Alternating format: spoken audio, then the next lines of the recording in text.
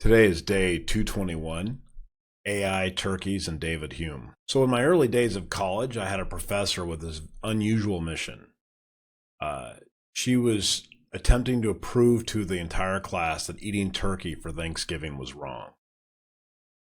She completely failed in her mission, but she had this pet turkey, and her aim in her class was to convince us that for the last 200 years, our minds had been shaped by indoctrination. At first, I thought this was crazy and ridiculous, but then I realized her method. She knew that she would not convince people not to eat turkey for Thanksgiving, but she wanted to use the powers of inductive reasoning and other um, methods to convince us of our error. and She did this very slowly, and you didn't really know what she was trying to do. She took you through all these different philosophers and walked you through their reasoning and their guidelines. And at the very end, suddenly she brought on all this evidence that the mass incarceration and killing of turkeys was wrong for all of the reasons that we'd been convinced prior through the logic that we. In fact, at the very end, this was like the day before Thanksgiving. She brought her pet turkey in, and the pet turkey walked up and down the aisles, strutting back and forth very proudly and following commands, just like a circus dog would or a dog would, right? So she convinced us that this turkey was actually smart. So the idea was that we would not condone the senseless slaughter of millions of dogs on a special day, because we believe that dogs are intelligent. So why would we do so with turkey? So this was her method. Now, this was, laughed at for the most part.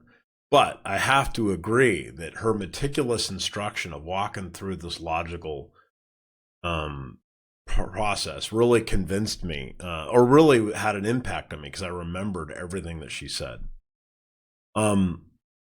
She first introduced this category-based induction problem that was part of David Hume's writings. David Hume was a Scottish philosopher in the 1700s, and he was quite radical for his time. He probably became one of the most influential figures in Western philosophy, because he questioned the reliance that humans use for inductive reasoning. The idea that you can derive general principles from specific observations. Of course, this challenged both religion, and it also challenged science at the time. And since that time, scientists and psychologists have been trying to deal with David Hume's challenge. And there's been lots of different ways people have responded to David Hume's challenge. But he did make a pretty compelling argument that there's no rational basis for making inferences from a phenomenon from just a few observed details. My college professor illustrated this point through the perspective of a turkey. Every morning, the turkey wakes up to a high-protein, high-fat meal, which is actually really tasteful and plentiful. The turkey's life is one of ease. It wakes up every morning in comfort and safety. Every sunrise, the turkey experiences the same relatively safe day with lots of food. And so the turkey grows to expect that every day will be the same. Of course, this is fatally flawed, because the fourth Thursday of every November, the turkey finds out that not every day is the same. So this is an exaggerated example of the core issue with inductive reasoning. Not every day will be the same. And this concept, although silly, applies broadly to all that we take for granted. We often make many assumptions based on past experience, growing comfortable with what Hume identified as an inherently flawed method of reasoning. This has been the state of psychology for centuries. People trying to deal with the fact that humans make inductive reasoning all the time, that humans are able to play in the gray area, that we're okay with making flawed judgments as long as those flawed judgments are generally good, close enough, or have reasonable accuracy. Knowing full well it's flawed, but yet able to make category-based assumptions. We look at a dog and we assume the dog, because it has certain behaviors, will have the same behaviors as other dogs that are in the same category. This can work both good and bad for us. Sometimes we'll look at people and assume they will act the same way as they are in other categories of people, which can be considered a bad behavior of humans. But the point is that we are able to automatically make assumptions about properties and behaviors of one thing in a category that of other things that we put in that same category. Now that sounds rather simple because that's the way our brains are wired, but that is not actually that simple in general. So there's actually been a collision this last few years between what we call psychology and people trying to convert that human psychology into mathematical principles and computer science. And that collision is what we're now calling artificial intelligence.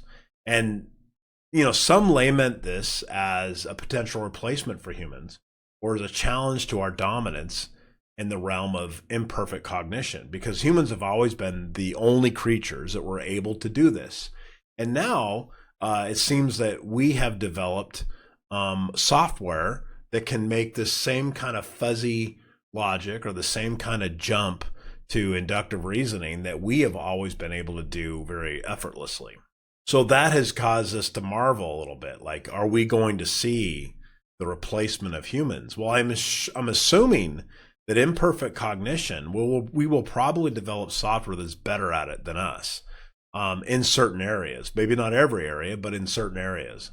Now, is this good or bad? Well, consider the fact that this capability that humans have grew completely organically through mitosis, through meiosis, through cell division. I mean, just think about it.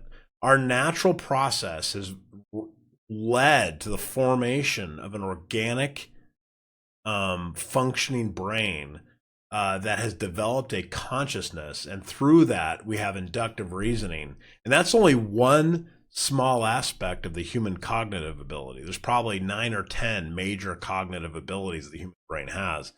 So although the machines we develop will undoubtedly surpass us in some areas, it's incredible to think how marvelously imperfect yet perfect the human mind is. So that's actually pretty incredible to think about. So I think I'll chew on this a little bit more today as I eat a turkey sandwich.